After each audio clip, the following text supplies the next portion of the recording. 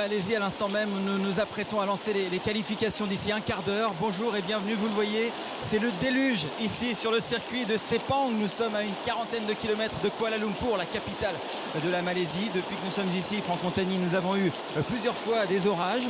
C'est la première fois qu'il intervient en pleine journée, comme ça, à un quart d'heure des qualifications. Et la FIA communiquera de nouveau à 16h05 heure locale pour nous donner éventuellement et probablement un nouveau report. Mais le premier report est de 15 minutes.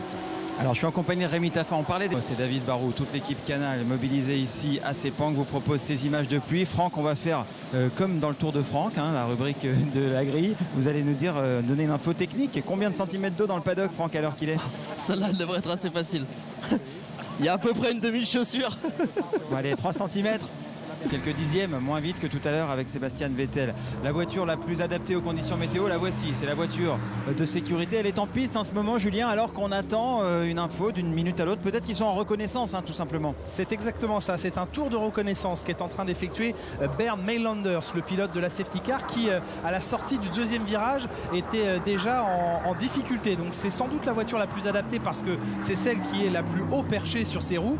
Mais elle était quand même en difficulté, Jacques. Oui, et surtout elle est lourde. Donc elle écrase bien l'eau, mais oui, il y a vraiment beaucoup d'eau là. On voit que c'est une piscine, on le voit la quantité d'eau qui est soulevée. Par contre, on voit que certains endroits, on commence à voir l'asphalte, donc s'il arrêtait de pleuvoir, ça pourrait sécher assez rapidement. Et la décision, Thomas, est prise avant même la fin du tour de reconnaissance de la safety car. 15 minutes supplémentaires de report de la séance de qualification. Il n'y aura donc pas d'allumage des feux verts avant 16h45 heure locale, 9h45 heure française, et nous aurons un nouveau tour de reconnaissance de la safety car à 16h35, mais comme on s'y attendait, nouveau report, troisième report de 15 minutes de cette séance de qualification.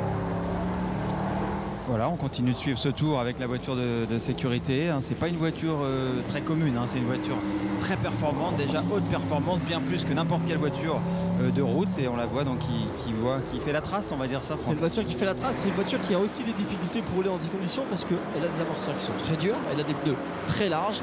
Sous la pluie, il faudra avoir des pneus super fins, le moins de contact possible au sol, tout simplement, ça évitera la coplaning, énormément de pression dans les pneus. Des gros crampons, genre un 4x4 avec des roues de chemin de fer, quoi. Ce serait pas mal. Ouais, et avec 600 chevaux à peu près, je pense. Ouais, c'est ça. Voilà, qui s'atténue un petit peu. On peut imaginer dans combien de temps, alors qu'on voit la safety car elle-même en difficulté. Déjà coplaning, tout simplement sur le vibreur, on touche légèrement le vibreur, il y a plus d'eau. Et c'est parti. C'est amusant parce que la réalisation traite cette voiture comme si c'était une F1 comme les autres, avec les loops, avec les ralentis. On a vu effectivement Bernd Maylander. Alors que maintenant il fait relativement calme et presque beau.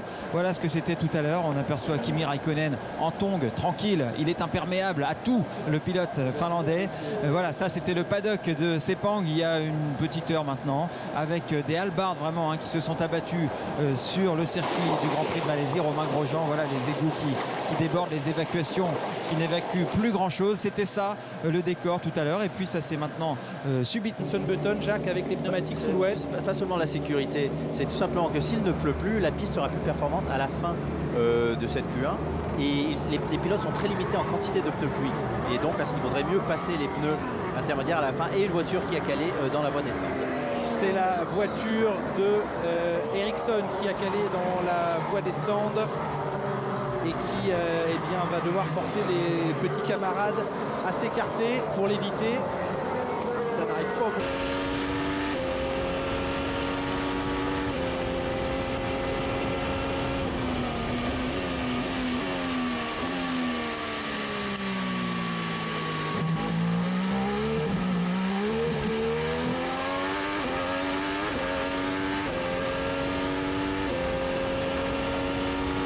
Pas d'amélioration non plus pour Esteban Gutiérrez sur la ligne. On voit que tous les pilotes ont du mal à améliorer dans le dernier secteur. C'est le dernier secteur qui est difficile. Pastor Maldonado, il est pour l'instant éliminé dans cette Q1, mais il améliore son premier secteur. Il améliore son premier secteur. Et on voit que la pluie de nouveau s'abat sur le circuit, Jacques. Il y a beaucoup de pluie, les pneus neufs vont aider, mais il commence à y avoir beaucoup de pluie et ça va être difficile pour chauffer les pneus. La dernière minute de cette Q1 Oh, très gros accident de Marcus Ericsson qui va mettre fin à cette première partie des qualifications, semble-t-il. Même si Maldonado n'est plus dans ce secteur, mais il a tapé très fort. Et regardez, il a emmené avec lui sur la piste les panneaux de freinage, les points de freinage, drapeau rouge. Donc on arrête ici la séance de qualification. Que s'est-il passé pour Marcus Ericsson qui est... Apparemment, il est sorti large du virage rapide et donc s'est fait Il a l'air piéger. choqué, hein. Il a l'air choqué, même si on l'a vu les yeux ouverts dans sa voiture. On va attendre de le voir sortir pour être totalement rassuré, mais l'accident a certainement été très violent. Peut-être est-il à la radio en train de rassurer son équipe. Drapeau rouge, on arrête évidemment la séance. Et la pluie qui redouble, donc on peut imaginer que vu l'accident, et malgré le fait qu'il était en pneu intermédiaire, donc ce n'est pas la faute de la quantité de la pluie, mais tout simplement peut-être le pilote qui était sur le mauvais type de pneu, on risque de reporter les qualifications malheureusement. En tout cas, le drapeau rouge à 35 secondes de la fin de Q1 signifie que la Q1 ne repartira pas. Ne relâchera pas les voitures évidemment pour 35 secondes. La voiture médicale, vous l'apercevez, elle arrive juste derrière, c'est la procédure obligatoire. Elle va prendre en charge Marcus Ericsson. Le médecin de la FIA est descendu côté passager pour prendre des nouvelles du pilote, mais le voir sortir par ses propres moyens est déjà une première façon d'être rassuré. On revoit ce qui s'est passé depuis la caméra embarquée de Marcus Ericsson.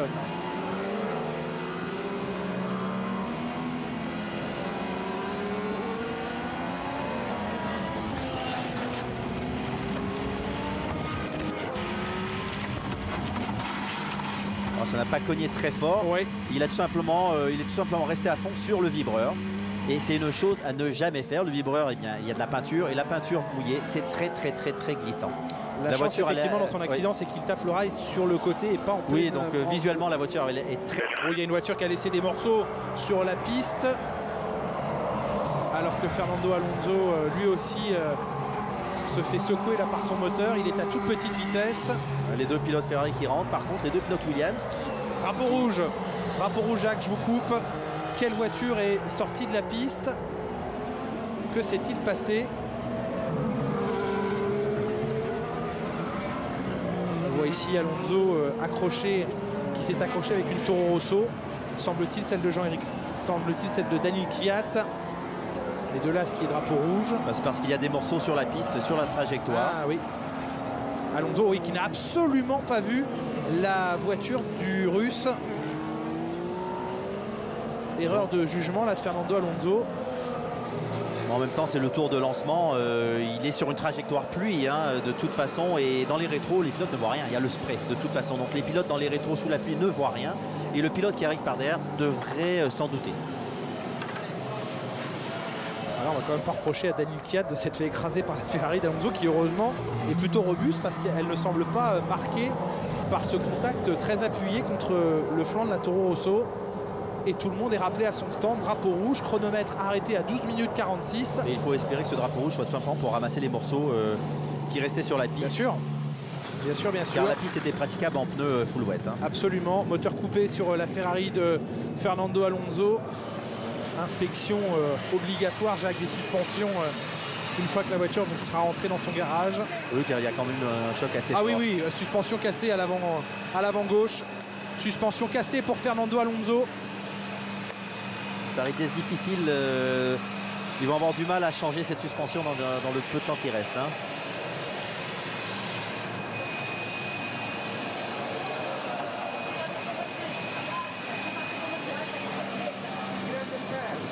Le choc a été suffisamment violent pour endommager grandement l'aileron avant de Daniel Kvyat et rompre la suspension avant gauche de Fernando Alonso. Franck Montagny, est-ce qu'on a le temps tout simplement de changer ce triangle de suspension supérieure? Je ne sais pas si on a le temps de la changer. On va essayer en tous les cas, ça me paraît sûr et certain. Alors qu'on revoit, Franck, au même moment le dépassement tenté par Daniel Kvyat, qui effectivement est aussi fautif, je pense, Jacques, dans cette situation. On revient à vous tout de suite, Franck. Mais... je dirais qu'il est fautif parce qu'il y a les trajectoires, puis les pilotes le savent. Il devait bien se douter que Fernando Alonso allait retourner à la corde, surtout que c'est le tour de lancement, c'est le tour de chauffe, c'est même pas un tour lancé. Ouais, il arrivait d'un petit peu loin. Alors Alonso arrivait beaucoup plus doucement que lui. C'est vrai que allez, il y a du 50-50 quasiment. Franck sur cette possible réparation trop proche de la limite, 10e désormais, puisque Kimi Räikkönen vient de remonter à la 7e position. Et on va patienter au stand pour Gutiérrez. On le renvoie en piste avec des pneumatiques. Oh, et Magnussen qui est parti à la faute dans le bac à gravier. Qui va réussir à s'en sortir, le gravier mouillé qui s'enfonce moins et qui lui permet de ressortir, de retourner en piste. À l'entrée des stands, juste à l'entrée des stands, il va pouvoir rentrer immédiatement. Et il était en train d'améliorer ses partiels. Magnussen, il était en train d'améliorer, donc c'est très dommage cette erreur. Et oui, il a perdu sa voiture à l'approche du dernier freinage. Et bon réflexe que de garder un peu de gaz dans le bac à gravier pour en ressortir. Ah, il est parti en aquaplaning complet, il est arrivé très très vite, trop vite sur le dernier virage. Il a freiné très tard, il a bloqué les roues arrière. Et là on voit souvent des pistes où il n'y a plus de bac à gravier et juste de l'asphalte. Ce qu'il faut savoir, c'est que de l'asphalte sous la pluie n'aurait pas ralenti la voiture. Il aurait été tapé le mur, et donc là toujours bien d'avoir un peu de gravier tout de même. Magnussen qui va pouvoir prier pendant 3 minutes, car pour l'instant il est 8e. Il a donc son ticket pour la Q3, mais gare à ceux qui vont améliorer, que Romain Grosjean malheureusement est 16e dans cette Q2. Il s'élancera juste devant son coéquipier Maldonado qui a échoué à la 17e position. On revoit ici Romain Grosjean qui malheureusement est parti à la faute dans le dernier secteur. Oui, il pouvait améliorer légèrement sa place, ça n'aurait pas fait un top 10, mais ça aurait amélioré sa position sur la grille. Ouais, il a...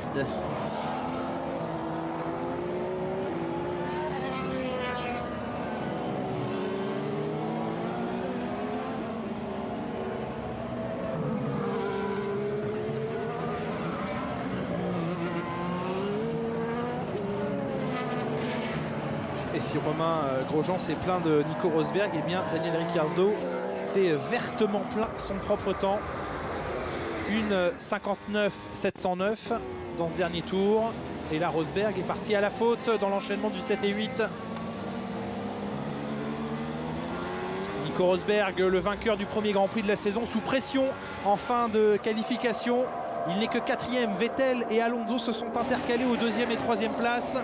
Ricciardo rentre au stand et tentait un dernier tour lancé. Oui, Button qui améliore, mais ça ne suffira toujours pas. Il lui restera 2 tours en espérant que ses pneus intermédiaires ne s'abîmeront pas. Hülkenberg gagne une place, il était 8e, le voici 7e à 2 minutes et 10 secondes de la fin de cette séance. Et il y a du monde en piste, il y a du trafic, attention de ne pas être gêné. Daniel Ricciardo est reparti lui aussi des stands avec des pneumatiques neufs et s'élance dans ce qui pourrait bien être sa dernière tentative. C'est chiant avec les intermédiaires. Dès qu'on a passé les full wet, on a eu un Hamilton vraiment incroyable, un petit peu comme on l'a vu dans des conditions délicates à Melbourne sur l'adaptation, et un Vettel formidable aujourd'hui. Ouais, alors vous voyez à nouveau le classement, hein, Julien nous l'a donné il y a quelques secondes. La perf côté français, c'est celle de Jean-Éric Vergne, 9e. On en a parlé un petit peu plus tôt dans cette retransmission de la qualif, Franck. Au dernier moment, en Q2, il vient devancer. Nous l'étions, rappelez-vous, il y a un an, c'était le Grand Prix d'Australie.